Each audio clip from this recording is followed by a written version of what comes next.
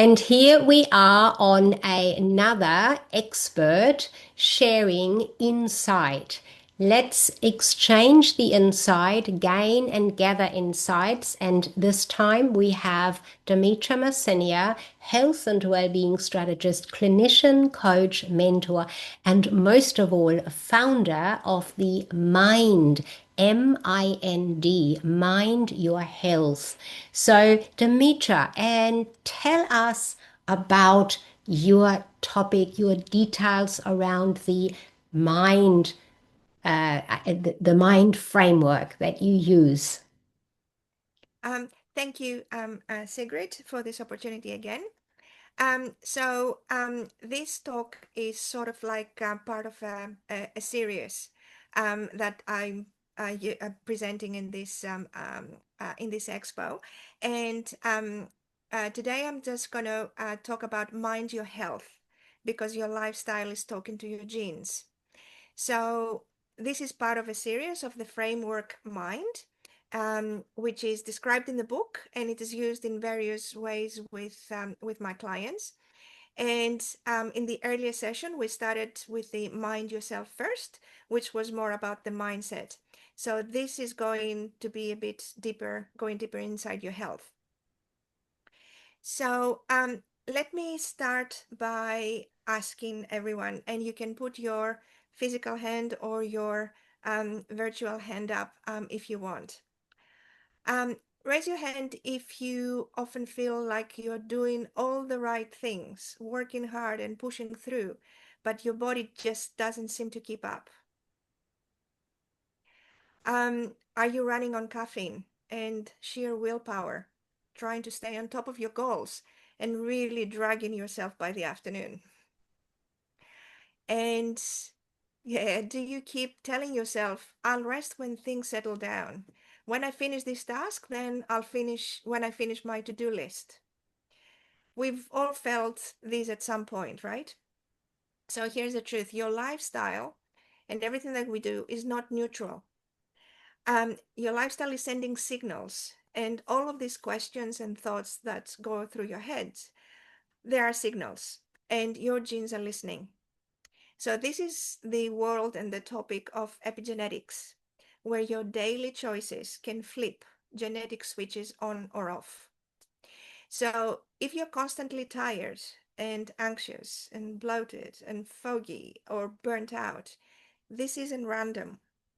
Your biology is responding to your environment, and that's both internal environment, which is your mindset, and external environment. So, for example, a cluttered or organized home or office. So, how do we change this conversation that we're having with our body? It's just by minding our health.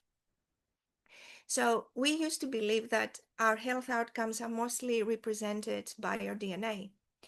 But now science is telling us something different.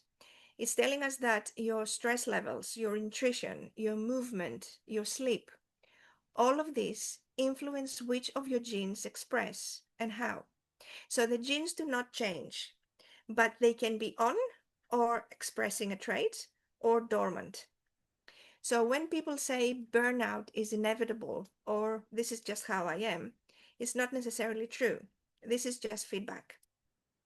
And that means that you can influence and change a lot of things. And you would have heard the expressions like change your thoughts and change your life and so on.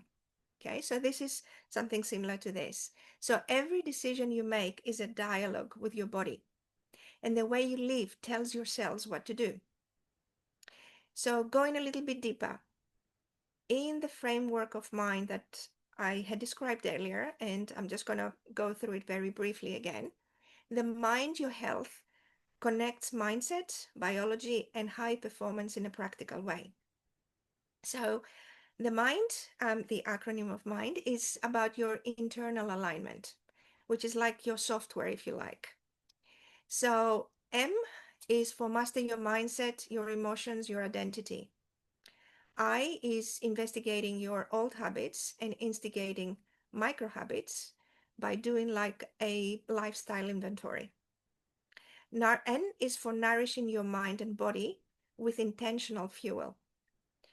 And D is developing heart-centered habits that reflect your values. Health, going to the next level up, it activates that alignment in your body. So this is the hardware kind of thing. So health, again, as an acronym, is honoring your unique biology and your personal rhythms, your chronotype, your body type, your nervous system. And it's not just like a copy and paste routine. Energizing yourself through rest, nourishment, recovery, and movement. And sometimes we forget exhaustion is not a badge of honor. It is really a liability. Aligning daily actions with your values and their long-term goals. Decisions come easier when they are filtered through what truly matters. Leading yourself with intention first before leading others. And if you want to show up for your family, for your team, for your clients, we need to start by showing up for ourselves first. Time designing is not like just managing time. It's organizing your day to match your energy blocks. And we'll talk a little bit more about that later on. Now, habit stacking, finally, is pairing supportive rituals that with your existing routines. So for example, while brushing your teeth, you can start doing your calf raises. So this is like pairing two habits so you can, build up on that. So aligning your micro actions with your macro vision. So when you sync your choices to your biology, your body rewards you with more clarity, calm, and confidence. And this is not about overhauling your whole life overnight. It's about changing the signal that you're sending to your body on purpose. So why does this really matter in real life? When your body is underfed, overstimulated, or sleep deprived, your focus drops, your emotions run high, your decisions get sloppy, your confidence plummets. And it's really not about doing more. It's about doing what works best for you. And how does this look in our everyday lives? So if you're skipping meals, your body doesn't know it's because you're busy. All it hears is by scanning the room, the cells, is that we are starving, we are in survival mode. So up goes the cortisol, and all this anxiety that, the physiological signs that we feel. If you're working late at night, your body reads that as chronic stress. It keeps releasing that cortisol and downshifts, it turns it into inflammation, fat storage, and more anxious feelings. So if you're waking up wired, really tense, or dragging fatigued like through your day, your rhythms may be out of sync with your biology. And that is where personal health profiling comes in the area of epigenetics. With the right data based on your body type, your metabolism, your chronotype, and your environment, you can find out and you can know when to work, eat, and rest for optimal energy. You can choose food and movement that support your stress response. And this is, how your brain recovers under pressure. And you can reclaim your clarity and stamina without the burnout by knowing what kind of environment regulates your nervous system. And this is how we move from guessing to really guiding your performance. And of course, it also connects directly back to the M.I.N.D framework because you're aligning between your values and your biology, and that unlocks your genius. A nourished brain supports your emotional mastery. Clear energy supports courageous action. And the right habits reduce your internal objections, your internal friction.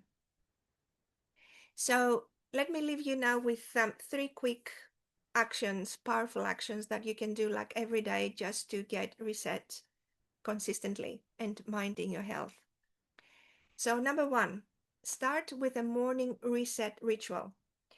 Before reaching out for your phone, looking at your emails, or rushing out of the door, spend 5 or 10 minutes in stillness, complete stillness, with some deep, relaxing breaths.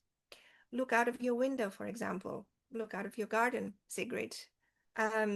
That slows down your nervous system. Go through your day in your head briefly before you go out of the door. That gives your mind and body certainty. And there was a saying by Rumi, don't start your day without finishing it first.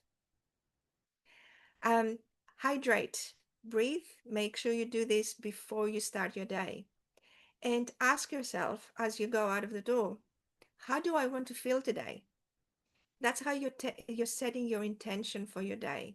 You're taking control. So set your body's tone before the world sets your pace. Number two, eat in rhythm.